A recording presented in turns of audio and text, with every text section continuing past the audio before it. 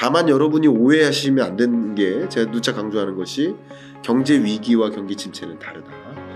상저하고로 보고 있습니다. 그러니까 23년에서도 네. 1, 2분기가 특히 어렵고 네. 3, 4분기는 그래도 매우 더딘 회복?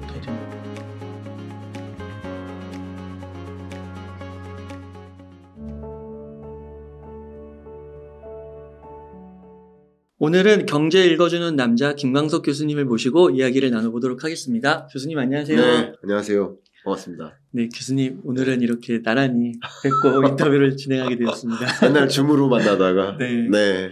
반갑습니다. 네, 셀프 소개 한번 부탁드리겠습니다. 네, 저는 오늘 날짜인데요. 경제 읽어주는 남자의 15분 경제 특강 경제 입문서입니다. 네. 이 책을 발간한 이 책의 저자로 출연했고요. 저는 뭐 소개를 더 드린다면 저는 이렇게 국제연구기관에서 시작을 해서 민간경제연구원을 거쳐서 계속 경제연구만 이렇게 했고요. 실물경제연구를 한 거고요. 그리고 현재 한양대학교에서 우리 학생들과 함께 서로 배우면서 지내고 있습니다. 또 경제 읽어주는 남자라는 유튜브 채널을 운영하고 있고요. 아마 이 영상이 나가는 시점에 9만 명 정도가 되지 않을까.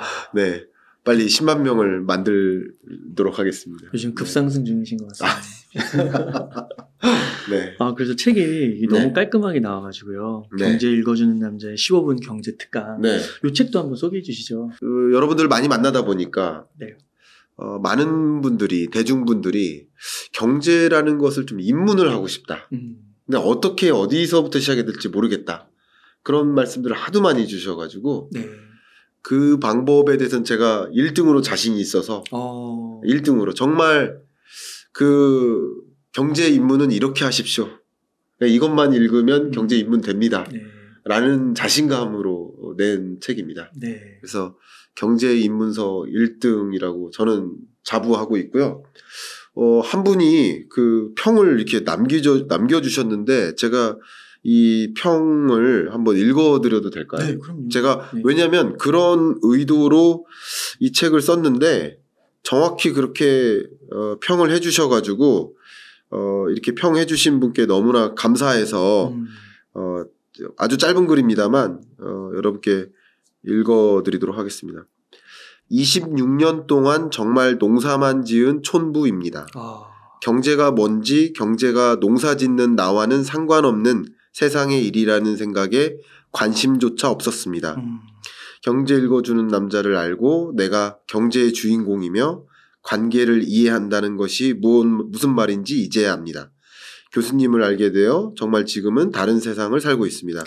당하지 않는 삶을 살기 위해 열심히 구독하고 있습니다. 네. 책 열심히 읽겠습니다. 정말 감사합니다. 이런 말씀인데 제가 이제 그 어떤 표현까지 썼냐면 농사 지으시는 그 80대 어르신께서도 농사 짓다 말고 집에 들어와서 이걸 딱 열어서 읽으면 읽히는 책이다. 네, 저 그렇게 표현했습니다. 맞습니다. 저 그 웅달책방 즉시분석에서도요. 네.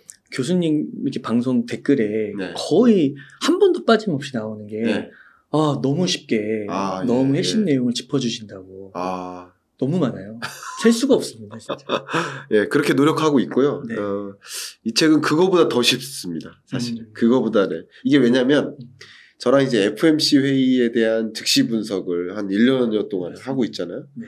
그러면 지난 FMC 때 했던 말씀을 똑같이 드리기가 어려워요. 또 예를 들어서 물가 발표를 할 때 PC가 뭐고 CPI가 뭔지를 구분하는 이야기는 처음 했었지만 네. 그 다음 달에는 또 그 얘기를 똑같이 할 수가 없어요. 그러니까 점점점 그 구체적인 내용을 빼고 들어가는 거예요. 네. 그러니까 개념 설명을 빼고 들어가는 거예요. 그러니까 더 점점점 어려운 얘기를 하는 겁니다.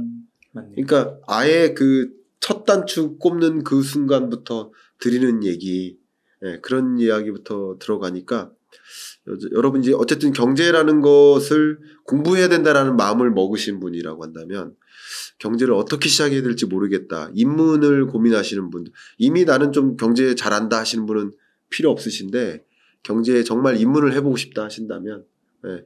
세상에서 가장 쉬운 경제학 원론이다. 이렇게 말씀드리겠습니다.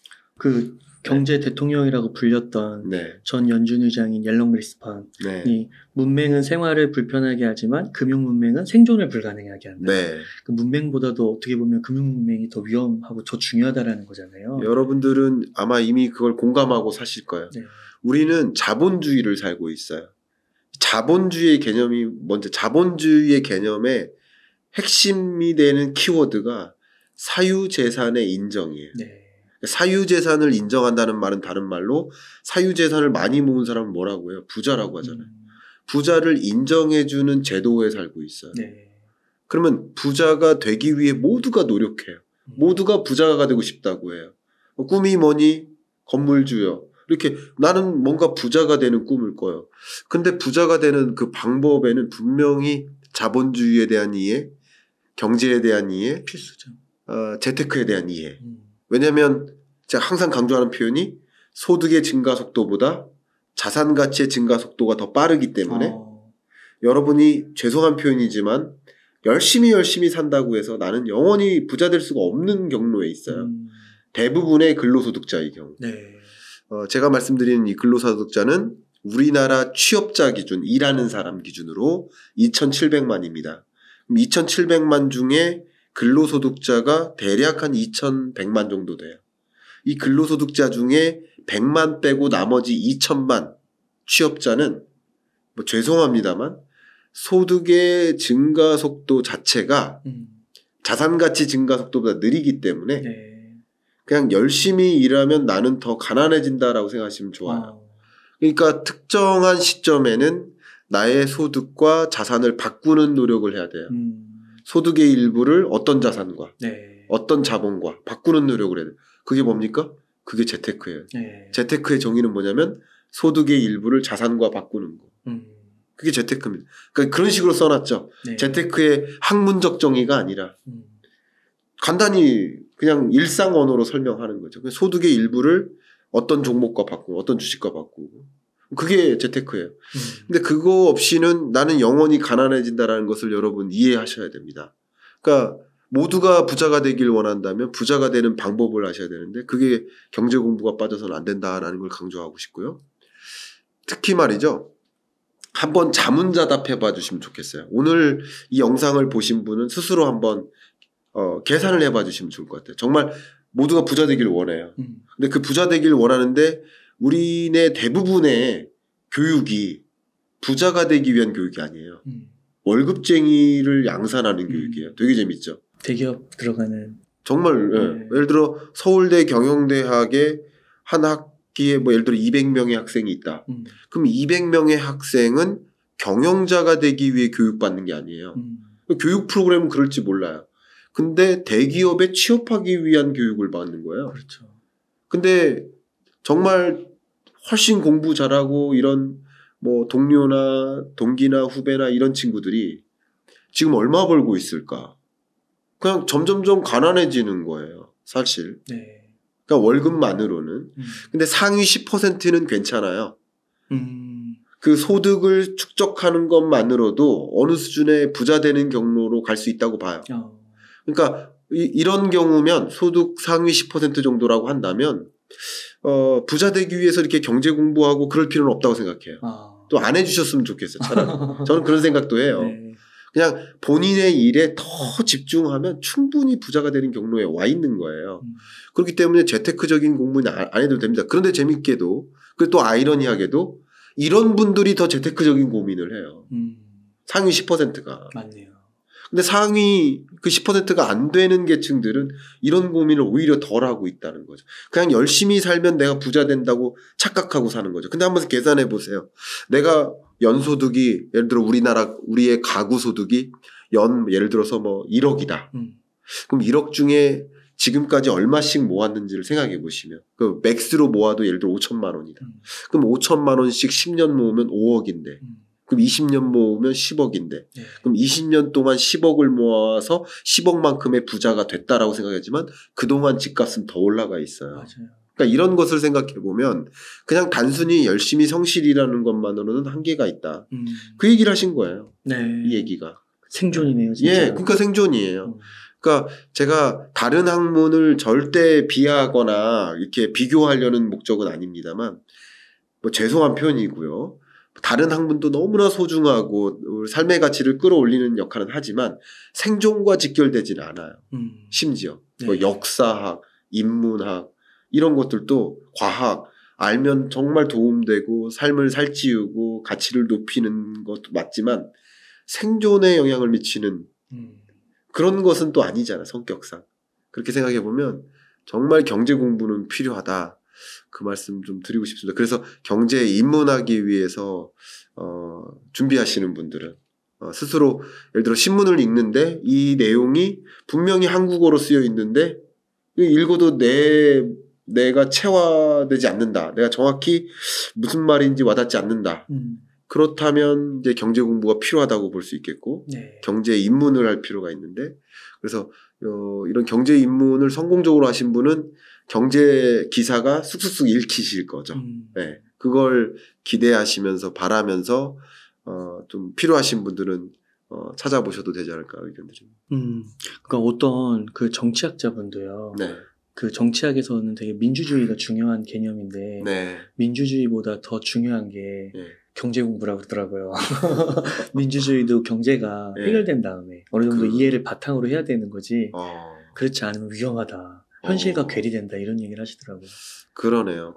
만약에 우리가 공산주의를 산다면 그냥 경제 공부 뭐 별로 신경 안 써도 되겠죠. 사유재산 자체가 인정받지 않는 네. 제도권이니까. 그 사유재산을 인정해주는 제도, 그 부자를 인정해주는 제도. 인정한다는 말은 좀 더 적극적으로 얘기하면 부자를 존경하는 제도인 거예요. 그러니까 너도 나도 부자가 되고 싶어하는 제도권인 거예요. 그러면 그렇게 되기 위해서는 우리도 노력을 해야 된다는 거죠.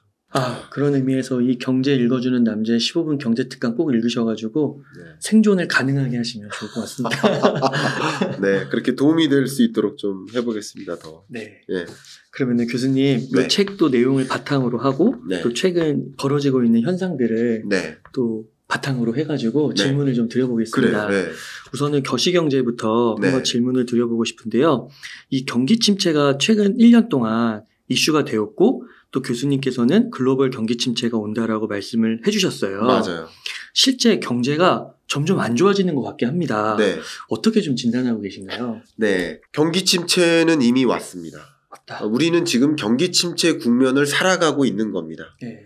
여러분이 아마 실물 경제 관점에서 체감하실 수 있는 그 경기 침체의 모습들을 먼저 말씀드리면 가장 대표적인 게 이제 삼성전자의 영업이익이 1분기 1조가 안 되죠. 6천억 원이죠.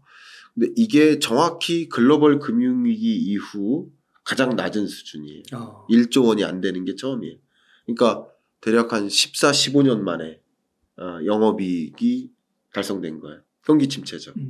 그리고 이런 영업이익이 나타난 그 배경 중에 하나가 재고가 소진이 안 돼서요. 네. 재고는 왜 소진이 안 될까요? 글로벌 경기 침체 때문에. 결국 반도체가 들어가는 완제품, 그 완제품을 생산하는 기업들이 반도체 수요가 줄어드니까. 왜? 이 완제품이 안 팔릴 거니까. 그게 경기 침체죠.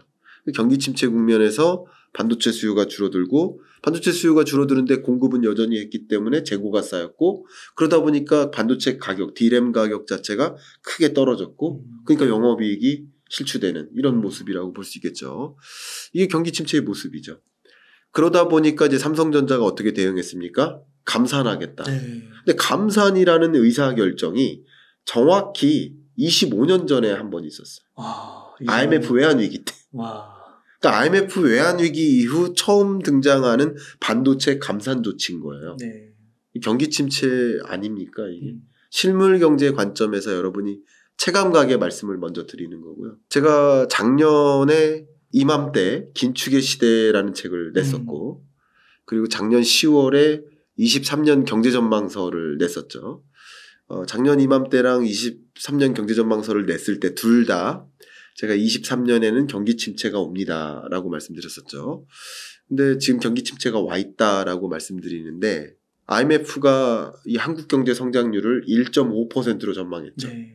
자, 그러면 종전에 지난 22년 10월만 해도 IMF는 한국 경제 성장률을 2.0% 정도로 전망했어요. 그리고 1월로 3개월 후에 1월이 됐을 때 1.7%로 낮춰 잡았어요. 네. 그리고 이번 4월 달에 역시 또 한 번 낮춰 잡은 게 1.5%인 거예요.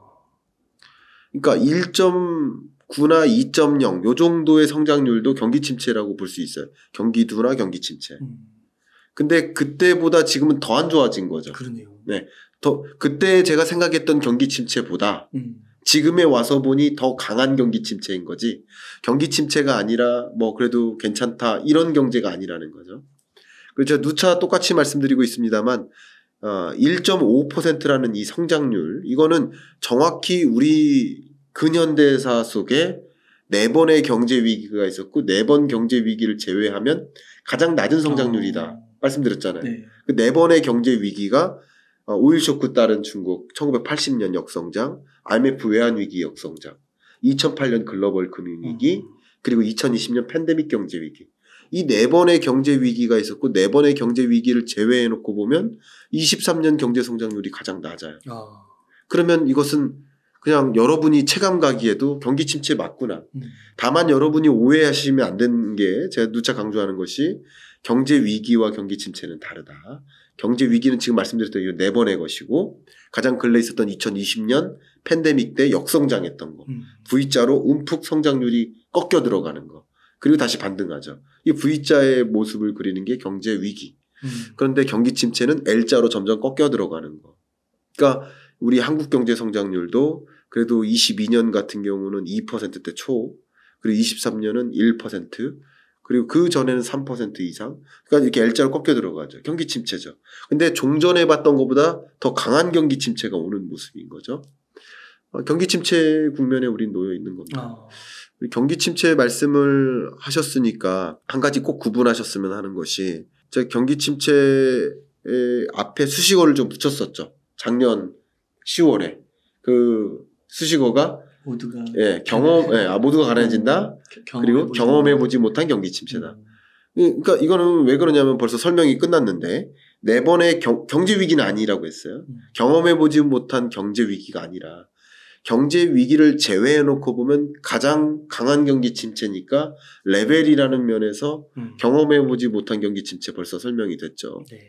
근데 이 경기 침체 양상의 특징이 그동안에는 경기 침체일 때는 저물가였거든요. 네. 그러니까 우리 이 경제 위기를 제외해 놓고 봐도 침체 국면이 몇 번 있었거든요. 근데 하나같이 저물가와 함께 찾아왔어요.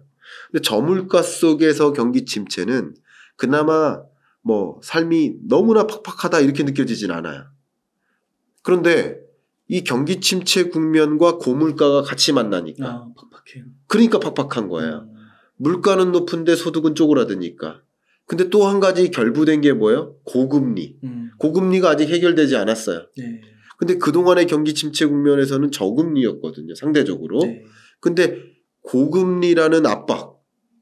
우리 가계부채 뭐 2,000조는 안 되지만 1,890조, 1,900조 정도 되죠. 그 정도의 가계부채 압박과 이자 상환 부담이 남아있고 같은 소득을 가지고 살 수 있는 물건의 개수는 줄어들고 있고 여전히 고물가니까 그러니까 그런 국면에서 소득은 쪼그라들고 있고 이게 경험해보지 못한 경기 침체의 양상이다. 스태그플레이션이라고 했죠. 네. 그래서 모두가 가난해지는 거죠. 여러분이 통장에 찍히는 그 명목소득, 그 소득이 줄어들지 않는다 하더라도 이자 상환 부담과 그리고 물가 부담을 감안해 보면 실질 소득으로 전환하면 이미 가난해지고 계신 거죠. 가난해지고 계신 거예요. 그러니까 그래서 제가 모두가 가난해진다라고 표현했었죠. 그러니까 그런 것들이 경험해보지 못한 경기 침체, 그런 경기 침체 국면에 놓여 있고 심지어는 종전에 바라봤던 것보다 더 강해진 경기 침체다. 이렇게 설명을 드리고 싶습니다. 그러니까 글로벌적으로도 이미 온 것이고 네. 한국 경제는 더 심각하게 온 것이고. 한국 경제는 더 심각하게 온 거죠. 세계 경제도 마찬가지 경기 침체 국면에 이미 놓여 있고요. 미국 경제 같은 경우도 경기 침체 국면이라고 볼 수 있는데 그래도 이거는 마일드한 경기 침체다. 네. 종전에 봤던 것보다는 좀 낫다. 상황이 탄탄하다. 어떻게 보면 시스템적으로 미국 경제 자체가 상당한 회복력을 가지고 있다. 미국에선 영어로 resilient하다. 이런 표현을 썼어요.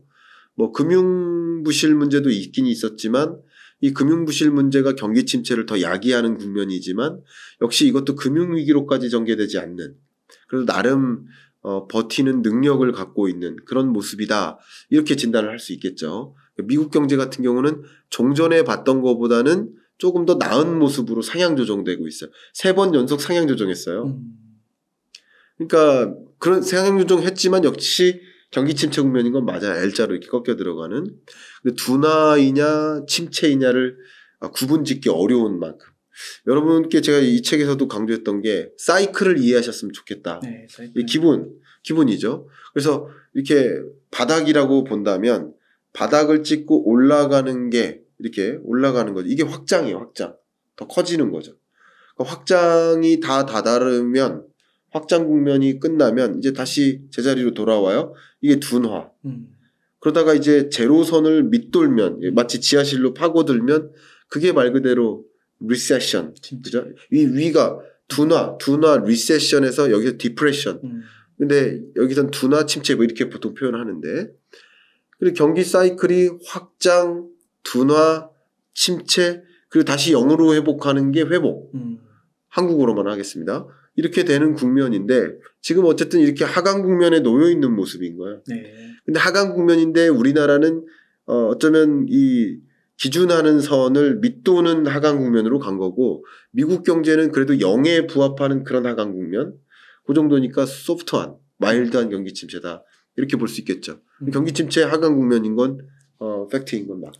그러면은 한국 경제를 봤을 때 뭐 회복 시점이나 이런 거를 좀 짐작은 해볼 수가 있을까요? 뭐 지금 뭐 이야기를 하다 보면 몇몇 그 인플루언서들 분들께서는 이 경기 침체를 이야기하시는 분들이 하반기로 갈수록 더 어려워진다 이렇게 말씀하시는 분들이 계세요. 네. 근데 저는 그런 다른 분들이 어떤 근거하에 그렇게 말씀하시는지 제가 모르기 때문에 그분들 이제 대화를 해보면 좋겠지만 대화할 수 없기 때문에 무작정 비판하고 싶지는 않고요. 저는 저의 견지를 말씀드리고 싶은 거예요. 상저하고로 보고 있습니다. 그러니까 23년에서도 네. 1, 2분기가 특히 어렵고 3, 4분기는 그래도 매우 더딘 회복. 예. 그래도 올라가긴 올라가는 거예요. 그래서 IMF는 그걸 뭐라고 표현했냐면 rocky recovery. 범피하게. 범피, rocky 뭐 이런 표현. 네. 범피는 연준에서 썼었고, rocky는 이제 IMF가 썼었고, 또 여러 가지 표현을 썼었는데 OECD는 또 그런 뭐 되게 막 울퉁불퉁한 뭐 그런 느낌으로 손쉬운 회복은 아니다. 뭐 그런 표현을 다 썼었어요. 네. 이게 어떤 회복 국면이냐면 여전히 그 회복이 녹록치가 않다. 이런 뜻이죠. 녹록치 않은 그런 회복 국면이다. 라고 보니까 여러분이 체감하시기에는 하반기로 갈수록 더 어려워지실 수도 있어요. 체감하시기에는. 그러나 우리가 체감적으로만 생각해 본다면 언제 호황이었습니까? 뭐 그렇죠. 근래 경제상 맨날 힘들었죠. 맨날 힘들다고 하시잖아요. 맨날 고물가고요. 맞아요. 예. 근데 국제 유가나 저는 주유비 같은 거 많이 보지만 주유비로 보면 전년 동월과 비교했을 때 이렇게 많이 떨어졌는데 디젤도 많이 떨어졌죠. 다 떨어졌죠. 디젤도 가솔린도 이렇게 많이 떨어졌는데 근데 우리 체감적으로는 보통 그 떨어지는 것은 그러니까 바로 지워버리죠. 기억에 인식이 안 돼, 각인이 안 되죠. 급격히 치솟는 것만 더 각인시키죠. 네. 그러니까 이제 항상 어렵고 항상 비싼데 그렇게 좀 볼 수 있는데 체감은 더 그럴 수도 있는데 상저하고의 흐름을 저는 전망하고 있고요. 뭐 여러 가지 배경이 있습니다만 어쨌든 23년이 더 안 좋아요. 22년보다. 그리고 21년보다 더 안 좋고 21년보다 22년이 안 좋고 22년보다 23년이 안 좋은데 24년이 그나마 나아요. 지금 현재의 전망에서는. 그러니까 나은 뭐 여러 가지 배경이 있지만 지금 23년을 괴롭히는 여러 가지 요소들이 있는데 그 두 가지로 축약한다면 고물가와 고금리죠. 고물가와 고금리의 역습을 받는 해가 23년이고 네. 여러 가지 일련의 현상들 아까 말씀드렸던 반도체 뭐 재고가 쌓인다든가 이것도 고금리와 고물가의 역습인 거예요. 고물가와 고금리로 많은 세계가 가난해지고 있는 거예요. 가난을 느끼다 보니까 내구재 수요를 줄여요. 그러다 보니까 반도체 수요가 줄어드는 거죠. 내구재 수요는 23년에 줄지만 반도체 수요는 22년부터 줄기 시작하는 거죠. 그런 거죠. 네. 경기 침체잖아요. 맞아요. 고물가 고금리에 따른 역습. 은행 파산 역시 마찬가지 고물가 고금리에 따른 역습이잖아요. 그러니까 은행이 저축을 받아서 그걸 가지고 뭐 채권을 사거나 했는데 채권 가격이 떨어져서 지금 손실을 보고 있는 모습. 미실현 손실. 근데 돈 달라고 다시 돈 돌려주세요 하는 슬로우 뱅크런이 일어나는 이유도 경기 침체인 거고 기업 사정이 어려워지니까 저축은 못하고 돈 다시 저축했던 거 까먹는 거죠. 근데 돈 돌려달라는데 이 채권을 이미 샀는데 채권 가격이 이미 떨어져 있는 것도 고금리 역습인 거죠. 그러니까 이런 모든 것들이 이 역습을 받는 시점인 거고 그 역습의 가장 지배적인 영향을 받는 그 시점이 23년 상반기인 거죠. 네. 그래서 반도체 실적도 그리고 반도체 가격도 1, 2분기가 가장 싸다. 그래서 23년 1분기 실적이 4월 달에 발표됐을 때 오히려 주가가 반등했었던 이유는 그러니까 이게 곧 바닥이다. 2분기까지가 바닥이다라고 하더라도 주가는 보통 6개월 정도 선행하니까 지금 반도체 이 경기는 이게 바닥이구나 라고 인지하고 주가는 오히려 이거보단 낫다 하면서 반등하는 거죠. 그런 현상들도 여러 가지로 생각을 해봐도 지금은 어쨌든 경기 침체 국면에 놓여 있는 것이다. 그리고 하반기로 갈수록 고물가에 대한 부담이 좀 줄어들고요. 네, 예를 들면 우리나라 물가 상승률 기준으로 보면 우리나라 한 해 23년 물가 상승률 전망치가 3.5, 3.6 정도가 돼요. 근데 상반기가 4고 하반기가 3.1이에요. 그렇게 해서 3.56 정도 됩니다. 그러니까 물가 부담은 상대적으로 이렇게 둔화되고 그럼 금리 인상 압력이 이제 없어지고 그럼 금리는 동결하고 시중금리는 계속 떨어지고 그런 것들은 어쨌든 추가적인 부담을 덜 주죠. 또 코로나라는 이슈는 완전히 없어지고 리오프닝 되고 지금 항공을 이용하는 해외 여행객 그러니까 우리나라 사람이 몇만 명이 빠져나가나라는 것을 이제 나타내는 그 지표로 보면 우리나라 코로나19 전에 월별로 약 250만 명 정도가 나갔었어요. 출국자 수가. 네. 근데 지금 코로나19로 0이 됐다가 많이 제자리로 돌아오는데 170만 정도. 근데 아직도 250만을 향해 가고 있어요. 그러니까 이런 게 언제 나타나요? 23년 연중에 다 나타나겠죠. 코로나19가 없었던 게 되는 지워버리는 해. 그러니까 그런 코로나19에 대한 어떤 부문, 어떤 특정 산업에는 여전히 코로나19의 영향을 받은 거 아니에요. 그런 부문들도 다시 제자리로 리커버리 되는 거고요. 또 전쟁이라는 것도 22년 초에 발생했지만 그 전쟁에 따른 그 충격이 뭐 10년만 년 가는 게 아니거든요. 지금 우리 6.25 전쟁 이후에 여전히 휴전이지만 전쟁의 영향을 받나요? 지금? 그건 아니잖아요. 그러니까 그런 것처럼 전쟁이 장기화되다 보니까 그게 불확실성이 아닌 거예요. 이미 알고 있는 불확실성은 더 이상 불확실성이 아니다. 그러니까 역시 전쟁의 영향도 이미 기존 상수화되는 거죠. 변수가 아닌 거예요. 그런 것들이 다 결국 22년, 23년에 우리 경제를 억눌렀던 코로나19라는 그 거대한 변수, 전쟁이라는 거대한 변수, 공급망 병목 현상이라는 또 그것에 따른 부실, 부정적 그런 효과 이런 것들도 지금 완화되잖아요. 공급망 병목 현상도. 그러니까 이런 것들이 이제 거쳐가니까 우리 세계 경제를 짓눌렀던 주요 요인들이 이제 상쇄되고 있으니까 역시 하반기로 갈수록 더군다나 그것에 따른 고물가 그리고 고물가에 대응하기 위한 고금리 이런 현상들도 23년 하반기부터 이제 완화되니까 상쇄되어 가니까 상저하고로 보고 있는 거예요. 저도 그렇게 보고 있습니다. 네.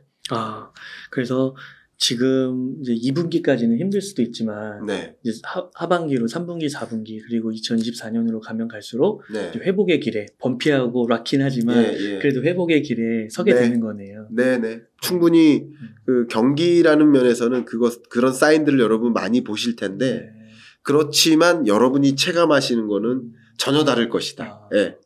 전혀 회복을 못 느끼실 거죠. 네, 한 번도 우리 회복을 느낀 적 없거든요. 근데 21년에 회복됐었거든요, 실제. 네, 저마다 경험하는 경제가 좀 차이가 있기도 하고요. 또 이렇게 소비 침체 뭐 이런 것들이 연결되고 있는 가운데도 뭐 백화점 가면 명품백 사려고 지금 줄 서 있잖아요. 그게 무슨 경기 침체예요, 사실. 그렇게 보면. 그렇지만 그것은 전체 경제의 극히 일부분에 해당되는 것이기 때문에 그게 경제다라고 이해하면 안 되는 거죠. 네, 그래서 전체 경제로 본다면 어쨌든 부문별로 뭐 여러 가지 모습들이 있겠지만 네. 그래도 저점 찍고 회복되는, 그리고 23년 하반기도 저점을 찍고 회복될 뿐이지 소위 이게 여전히 지하실인 건 맞아요. 예, 그런 느낌인 거예요. 그러니까 락키. 예, 락키입니다. 범피하고 뭐 불확실성이 여전히 남아있는. 예, 그렇습니다. 그러니까 이게 되게 교수님께서 중요한 부분을 짚어주신 게 진짜 그 어제 즉시 분석할 때도요. 네. 어떤 분은 차만 타고 승용차만 타고 다니면 기름값 인하, 물가 싸졌네라고 생각할 수 있는 거고. 맞아요. 주부님들은 이제 마트 가면 무슨 장바구니 물가 이렇게 올라갔어라고 생각할 수 있는 거고. 그렇죠. 다 개별성이 있는 건데. 그럼요.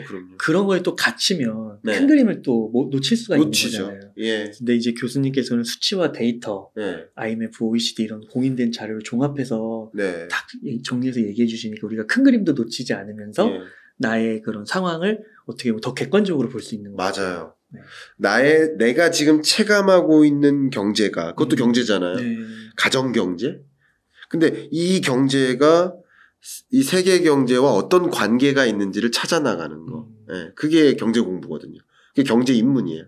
자, 그래서 이 경제 입문서를 쓰다 보니까 뭐라고 제가 강조했냐면 경제를 우리 공부해야 된다. 왜냐하면 사람은 관계의 동물이니까. 그러니까 혼자 태어나서 그냥 혼자 죽으면 경제 공부 안 해도 되는데 관계를 이해한다는 것은 바이든과 나와의 관계도 규명을 해 나가야 돼요. 파월과 나와의 관계도 규명을 해 나가야 돼요. 시진핑과 나와의 관계도 규명을 해 나가야 돼요. 파월이 금리를 추가적으로 인상함에 따라서 상대적으로 우리나라도 금리를 인하할 수가 없고, 그러면 금리를 추가적으로 인상하는 것이 상대적으로 시중금리를 더 높이게 만든다거나, 그러면 돈이 이쪽으로 더 쏠리게 되고 상대적으로 자산 가치가 제자리로 돌아오는데 더디게 만들고 우리 집값이 계속 떨어지고 있고, 그러다 보니 우리 부모님은 더 추가적인 대출을 받거나 집을 급하게 내놓아야 되는 상황까지 오게 되고, 그게 나의 호주머니에도 용돈에도 영향을 미치는 거라. 라는 그 관계를 규명해 나가는 게 경제 공부거든요. 중학생, 뭐 초등학생 여러분들도 경제 공부하면서 좀 크게 이제 시각을 이렇게 뜨면 어떨까, 그런 생각입니다. 그러니까 그 앞서서 말씀해 주실 때 그 소득이 상승하는 그것과 자산의 뭐 집값이 이렇게 올라가는 속도가 달라서 자기 일에만 열심히 하는 사람이 오히려 미래에는 더 소외될 수도 있다라는 말씀을 해주셨잖아요. 근데 그것처럼 그 자신의 경험상으로는 경기 침체고 너무 힘든데 이 경제는 회복되고 있어서 뭐 예를 들어 반도체는 저점 찍고 올라갈 수도 있는 거잖아요. 근데 나는 힘들어. 그럼 투자를 못 하겠는데. 그렇죠. 근데 그런 거를 말씀해 주신 대로 이거 관계를 규명해 가지고 그래서 내가 하게 된다면 나의 그런 어려운 상황 속에서도 큰 그림을 보고 한 주라도 산다고 하면 또 자산 증식을 또 할 수도 있는 거죠. 그렇죠. 예, 그것도 맞는 말씀이시네요. 그래서 이 거시경제를 공부하는 일은 시대를 규명하는 일이에요. 지금 내가 어떤 시대를 살고 있는지를 찾아나가는 과정이에요. 그래서 제가 작년에도 책 낼 때 철부지라는 단어를 냈었죠. 그죠? 철부지. 철부지는 계절, 부지는 모른다. 계절 변화를 모른다. 그럼 계절 변화를 알면 여름 옷 입고 반팔 입고 동철에 돌아다닐 일은 없을 것이고, 또 날씨 변화를 안다. 그러면 비 오는 걸 알면 비 맞을 일이 없어요. 비 오는 줄 모르고 우산 준비 안 한 사람이 비 맞는 거예요. 계절, 날씨를 구분할 줄 아는 사람이 철부지가 아닌 거죠. 그걸 구분 못하는 사람이 철부지인 거예요. 경제도 마찬가지예요. 고물가가 누구한테만 찾아오는 게 아니죠. 모두에게 찾아오죠. 고금리가 또 역시 특정인에게만 찾아오는 게 아니죠. 모두에게 찾아오죠. 계절 변화랑 똑같습니다. 그러면 경제가 지금 어떤 국면인가를 이해하면 되는 거고요. 그 국면을 이해하고 국면에 걸맞게만 하면 되는 것인데 국면 자체를 정의 내리지 못하면 그 국면에 걸맞게 대응하는 능력이 상실될 수 있지 않을까요? 네. 그래서 경제를 공부하는 거죠.